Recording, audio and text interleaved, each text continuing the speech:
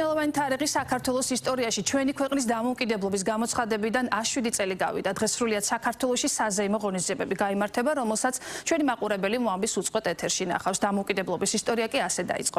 1918 წლის 26 მაისს საქართველოს ეროვნულმა საბჭომ მიიღო სახელმწიფოებრივი დამოუკიდებლობის აქტი და ჩამოაყალიბა დამოუკიდებელი საქართველოს მთავრობა. სახელმწიფოს პოლიტიკური მმართველობის ფორმად აღიარეს დემოკრატიული რესპუბლიკა, შეიქმნა ევროპული ტიპის ქართული სახელმწიფოებრიობა, დემოკრატიული სისტემა. საქართველოს დამოუკიდებლობას თავიდანვე მტრულად შეხვდა ბოლშევიკური რეჟიმი, რომლის მიზანიც რუსეთის ყოფილი იმპერიის აღდგენა იყო. 1921 წელს საქართველოში წითელი არმია შემოიჭრა და ქვეყნის ანექსია მოახდინა. საქართველოს მთავრობა და დამფუძნებელი კრების უმრავლესობა ემიგრაციაში წავიდა.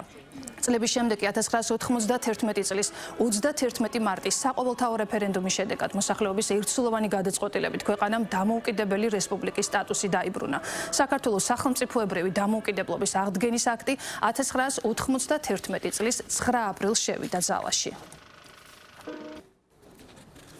საქართველოს დედაქალაქი და რეგიონები დამოუკიდებლობის დღის აღსანიშნავი ღონისძიებები 21 მუნიციპალიტეტსა და ქალაქში გაიმართება, რომელთა მთავარი შემადგენელი ნაწილი სამხედრო კომპონენტი და წვევამდელების ფიცის დადების ცერემონია იქნება, რისთვისაც 6 ისტორიული ადგილია შერჩეული. საზოგადოებას სიტყვით მიმართავენ პრეზიდენტი, პრემიერ-მინისტრი, პარლამენტის თავმჯდომარე და თავდაცვის მინისტრი, აღჟღერდება საქართველოს ჰიმნი. ანა ბროლაძე შემოგვიერთება ახლა თავისუფლების მოედნიდან, სადაც ძირითადი სამზადისი უკვე დასრულებულია. ანა, გილოცავ დამოუკიდებლობის დღეს პირველ რიგში როგორია განწყობა და როგორ მიმდინარეობს მზადება თავისუფლების მოედანზე? გილოცავ ნინო და ვულოცავ ჩვენს მაყურებელს, რა თქმა უნდა, სრულიად საქართველოს ქვეყნისთვის ამეტად მნიშვნელოვან დღეს. შეიძლება ითქვას, რომ ამ დროისთვის დასრულებული არის სამზადისი და ისვენებენ ის სამხედრო დანაყოფები, რომლებიც ზუსტად 1 საათში კოლოფებად მოეწყობიან თავისუფლების მოედანზე და ყველანი ერთად მივადევნებთ თვალს დღევანდელი დღის ყველაზე მნიშვნელოვან ღონისძიებას, სამხედრო კომპონენტს, ფიცის დადებას. შეიძლება ითქვას, რომ ფაქტობრივად ყველაფერი მზად არის აი ამ მომენტისთვის. ჩვენთან იმყოფებიან მინისტრთა კაბინეტის წევრები და ახლა ჩემთან არის იუსტიციის მინისტრი პაატა სალია, რომელიც ამ სტატუსით პირველად ხდება დამოუკიდებლობის დღეს მინისტრთა ლოჟაში დაიკავებთ თქვენს ადგილს. ბატონო პაატა, მნიშვნელოვანი დღეა ხომ ჩვენი ქვეყნისთვის და გამოწვევები, რომლის წინაშეც დგას საქართველოს და დამოუკიდებლობა, რომელიც პრინციპში არის მუდმივად შესანარჩუნებელი გამოწვევა, ასე ვთქვათ, შეიძლება ასე ითქვას. მოკლედ მიულოცეთ ჩვენს მაყურებელს და რას ეტყვით თქვენი გადასახედიდან, როგორ ხედავთ 26 მაისს? პირველ რიგში გილოცავ თქვენს მაყურებელს საქართველოს დამოუკიდებლობის დღეს. ეს არის ჩვენი ქვეყნის ისტორიაში ერთ-ერთი უმნიშვნელოვანესი და სიმბოლური თარიღი. საქართველოს დამოუკიდებლობა გამოცხადდა 7 წლის წინ 26 მაისს სულ ახლოს მოედანზე და ეს გახდა სიმბოლო დამოუკიდებლობისა. მოგეხსენებათ, რომ ქართველი ერი მრავალი საუკუნეა იბრძვის საკუთარი დამოუკიდებლობისათვის და ჩვენ გვქონდა ჩვენი ქვეყნის ისტორიაში, ბრწყინვალე ისტორიაში მომენტები, როდესაც საქართველო იყო ძლიერი, დამოუკიდებელი, სუვერენული და ის იყო თავისუფალი. მისი მოსახლეობა იყო თავისუფალი, ისინი იყვნენ ცხოვრობდნენ დამოუკიდებელ სახელმწიფოში და ეს იყო ძალიან მნიშვნელოვანი მოვლენა. ჩვენ დღეს უამრავი გამოწვევის წინაშე ვდგავართ. ეს არის ჩვენი სუვერენიტეტის გაძლიერება. ჩვენ ხედავთ, რომ დღეს ჩვენს არაკეთილმოსყიდ ძალებს მოახდინონ ქვეყანაში გარკვეული დესტაბილიზაცია და დღეს როგორც არასდროს ქართველი ერი უნდა დადგეს ერთად იმისათვის, რომ საქართველოს შეინარჩუნოს დამოუკიდებლობა, გაძლიერდეს და გახდეს სუვერენული სახელმწიფო. უღრმესი მადლობა ბატონ პაატას უსმენდით. სალიას იუსტიციის მინისტრის რანგში კიდევ ერთხელ აღვნიშნავ ის პირველად ესწრება დამოუკიდებლობის დღეს. მინისტრთა კაბინეტის კიდევ ერთი წევრი, სახელმწიფო მინისტრი შერიგების საკითხებში ქალბატონი თიახვლედი, ani ქალბატონი მოგესალმებით, გილოცავთ თქვენი პროფილი თუ შუალოდ, როდესაც ზეიმობს დამოუკიდებლობას ოკუპაციის პირობებში, მთავარი არის ტერიტორიული მთლიანობის აღდგენა, სახელმწიფო შერიგება და იმ ჩატეხილი ხიდების, ასე ვთქვათ, გამთლიანება, რომელიც არსებობს საოკუპაციო ხაზს მიღმა ცხოვრებ ადამიანებს შორის. რა გაქვთ სათქმელი თქვენ დღეს იმ მოქალაქეებისთვის, რომლებიც ჯერჯერობით ოკუპირებულ ტერიტორიებზე ცხოვრობენ? უპირველეს ყოვლისა გილოცავთ საქართველოს დამოუკიდებლობის დღეს 26 მაისი არის ქვეყნის პატრიოტული სულისკვეთებით აღსავსე მშვიდობის და თავისუფლების ქვეყნის სუვერენიტეტის დაცვის იდეით აღსავსე დღე, რამდენადაც ის უკავშირდება ჩვენი ქვეყნის ისტორიულ მონაპოვარს და ეროვნულ ღირებულებებს. დღევანდელი დღე ასევე განასახიერებს ჩვენს მრავალფეროვან კულტურას და ტრადიციებს, საუკუნოვან ისტორიას, ასევე იმ ღირსებას, შემწყნარებლობას, დიდ სულოვნებას, რომელმაც შექმნა ჩვენი უნიკალური იდენტობა და ნამდვილად დღევანდელი დღე ასევე არის საქართველოს მომავლის რწმენის დღეც, რასაც განამტკიცებს ჩვენი ყოველდღიური ძალისხმევა ვემსახუროთ სამშობლოს, ღირსეულად აღვასრულოთ ჩვენი საშინაო თუ საგარეო პოლიტიკის გაცხადებული, დამსახურებული მიზნები და მე მჯერა, რომ სწორედ ამ გზით შევძლებთ ჩვენ, რომ მივაღწიოთ ჩვენი ქვეყნის მშვიდობიან გამთლიანებას და რა თქმა უნდა შევძლოთ, რომ აღვადგინოთ ჩვენი საზოგადოების რობით დაშორებულ აფხაზდაუს წევრებთან ერთად შერიგების გზით ურთიერთპატივისცემაზე და ნდობაზე დამყარებული ურთიერთობები ერთიან და ძლიერ სახელმწიფოში. უღრმესი მადლობა. კიდევ ერთი მინისტრთა კაბინეტის კიდევ ერთი წევრი ირაკლი ჩიქოვანი, თავდაცვის მინისტრი. თქვენ ხართ მთავარი მასპინძელი, შეიძლება ითქვას, ბატონო ირაკლი, ამ ღონისძიების. რომ გითხრათ, ყველაზე მნიშვნელოვანი ტრადიციული კომპონენტი დამოუკიდებლობის დღის. პირველ რიგში ყველას გილოცავთ საქართველოს დამოუკიდებლობის დღეს, ყველას გილოცავთ 26 მაისს და რა თქმა უნდა, ყველას მინდა უსურვო სიმშვიდე, მინდა უსურვო მშვიდობა, მინდა უსურვო ერთიანი საქართველო, მინდა უსურვო საქართველოს გამთლიანება და რა თქმა უნდა უსურვო ის, რომ ჩვენ ერთად ყველამ ერთად შევძლოთ ჩვენი სანუყვარი ოცნების ახდენა, რომ ჩვენი სახელმწიფო იყოს ერთიანი, მთლიანი და ევროპული ოჯახის წევრი და რა თქმა უნდა ასევე ჩვენმა სახელმწიფოებს შეძლოს გაუმკლავდეს ყველა იმ გამოწვევას, რომელიც დღეს არსებობს სოფლიოში და რა თქმა უნდა შევძლოთ, რომ კიდევ უფრო მეტად გავაუმჯობესოთ ცხოვრების პირობები ჩვენს ქვეყანაში.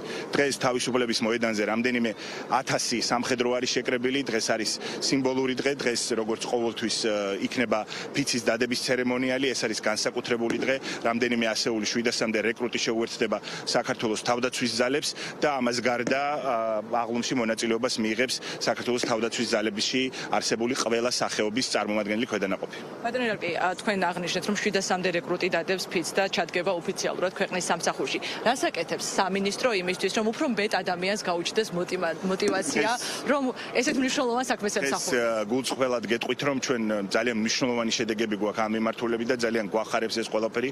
თქვენ იცით, რომ სავალდებულო სამხედრო სამსახურის გავლა უკვე მხოლოდ თავდაცვის სამინისტროშია შესაძლებელი და ჩვენ განსაკუთრებულად გამორჩეული პირობები გვაქვს, განსაკუთრებულად გამორჩეული შესაძლებლობები გვაქვს სხვადასხვა პროგრამის ფარგლებში და გულწრფელად შემიძლია გითხრათ, რომ 2025 წლის განმავლობაში რეკრუტებს შორის ნახევარი არის ადამიანები, რომლებიც თავისი ნებით, თავისი სურვილით მოხალისეობრივად მოდიან და ეწერებიან თავდაცვის ძალებში. ეს არის ძალიან დიდი შედეგი, თუმცა ჩვენ დარწმუნებულები ვართ, რომ მომავალ წლებში ეს შედეგი კიდევ უფრო მეტად იქნება წარმატებული. კიდევ ერთ შეკითხვას დაგისვამთ და გაგიშვებთ, ვიცით რომ დაწირთული გრაფიკი გაქვთ. ბატონო ირაკლი, მაშინ როდესაც ამ ძალიან მნიშვნელოვან დღეს აღვნიშნავთ, გარკვეულწილად საზოგადოებაში არის მაინც დაპირისპირება, იმიტომ რომ დღის პირველ ნახევარში თავისუფლების მოედანი იქნება მოვლენების ეპიცენტრი, დღის მეორე ნახევარში თქვენს ოპონენტებს, ოპოზიციას, სამოქალაქო აქტივისტებს, მეხუთე პრეზიდენტს აქვს განსხვავებული გეგმები, ისინი ამბობენ, რომ მათ უნდა ჩაიბარონ, ასე ვთქვათ, აღლუმი. რა სიტყოდით? აი ეს დღეს ვერ აღმოჩნდა ერთიანობის, ასე ვთქვათ, იდეად ვერ იქცა.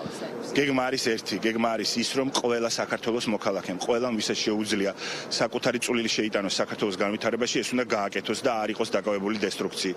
ჩვენ უნდა შევძლოთ, ყველამ უნდა დავინახოთ, თვალი გაუსწოროთ რეალობას, რომ დღეს საქართველოში არის ძალიან სწორი განვითარებისკენ მიმართული გეგმა და ამ გეგმას უნდა დაუჭიროს ყველას ხარი. შეიძლება არსებობდეს განსხვავებული პოზიციები, მაგრამ ამ განსხვავებული პოზიციების ადგილი არის პოლიტიკაში და არა ქუჩაში. კი ბატონო, უღრმესი მადლობა. კიდევ ერთი მინისტრი იმყოფება ჩვენთან ერთად, ქალბატონი თიკა რუხაძეც. შეიძლება ითქვას, რომ თქვენსაც პირველია და დღეს წელს მინისტრთა კაბინეტის შემადგენლობაში ბევრი ახალი სახეა, რომელიც სამთავრობო ლოჟაში დაიკავებს ადგილს. ქალბატონი თიკა, როგორი კულტურული პირველ რიგში გილოცავთ და როგორი იქნება კულტურული ღონისძიებები უშუალოდ თქვენი საკურატორო სფეროს მიმართულებით?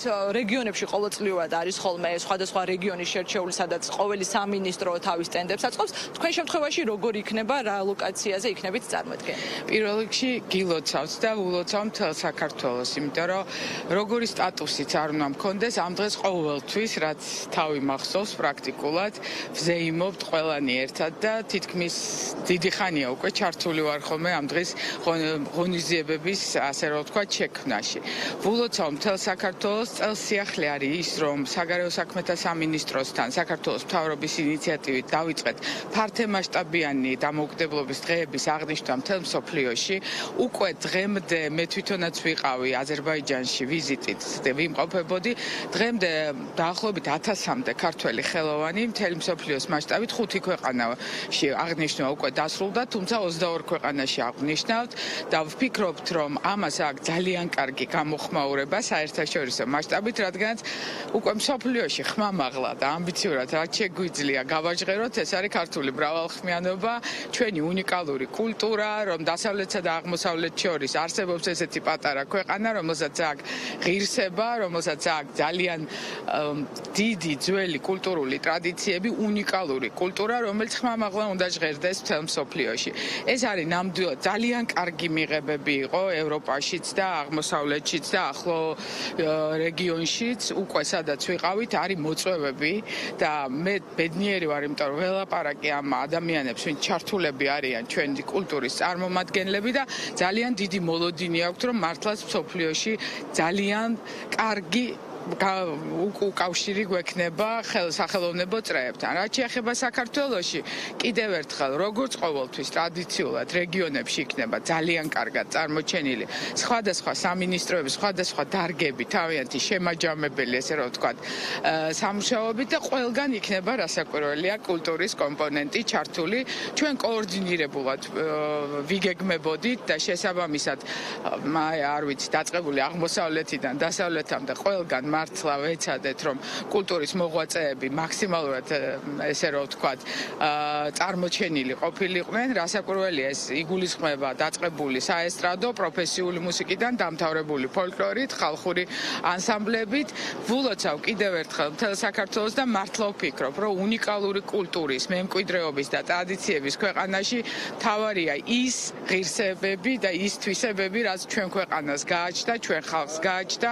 ეს არის ჰუმანურობა, ტოლერანტულობა, შემწყნარებლობა, ერთმანეთის სიყვარული და სიყვარულით სავსე ცხოვრებას, დამოუკიდებლობით, სუვერენიტეტით, გაძლიერებით, განსაკუთრებით, იმიტომ რომ ჩვენ ქვეყანას და ჩვენ რეგიონს სჭირდება მშვიდობა და განვითარება მეტი იმისთვის, რომ ყველა ადამიანი მართლა ღირსეულად ცხოვრობდეს ამ კარგ და ლამაზ ქვეყანაში. და ერთ შეკითხვასაც დაგისვამთ, რაც ვკითხე თავდაცვის მინისტრსაც, რაც ეტყოდით იმ ადამიანებს, რომლებიც ამ ეტაპზე არ იზიარებენ ხედვებს, რომლებზეც საუბრობთ და მათ შორის არიან კულტურის სფეროს წარმომადგენლები და ამბობენ, რომ ისინი წინააღმდეგობის მოძრაობაში. მე ვიტყოდი, რომ ხელოვნება და კულტურა არის იმისთვის, რომ სიყვარულით ხიდები გააგდოს. არა მხოლოდ ქვეყნებს შორის, არამედ ადამიანების გულებს შორის. ამიტომ მე ვფიქრობ, რომ საქმე არის მთავარი, რომელსაც ვაკეთებთ და ვემსახურებით ნამდვილად ჩვენ ქვეყანას იმისთვის, რომ ჩვენი ქვეყნის კულტურა ერთის მხრივ შევინარჩუნოთ და მეორეს მხრივ განვავითაროთ და მე ვფიქრობ, რომ ის ვინც საქმის მასშტაბიდან არ გავა, ყველა ამ ქვეყნის სამსახურში უნდა დავრჩეთ და ვიყოთ. გილოცავთ კიდევ ერთხელ მართლა. უღრმესი მადლობა, თქვენ უსმენთ კულტურის მინისტრს, მოკლედ ჩვენ ვრჩებით თავისუფლების მოედანზე და დაგიბრუნდებით მინისტრთა კაბინეტის სხვა წევრებთან ერთად რამდენიმე წუთში. მადლობა ანა, პირდაპირ ეთერში ეს იყო ანა ბროლაძე, რომელიც ისევ ჩაგვერთვება გამოშვების მსვლელობისას პირდაპირ ეთერში.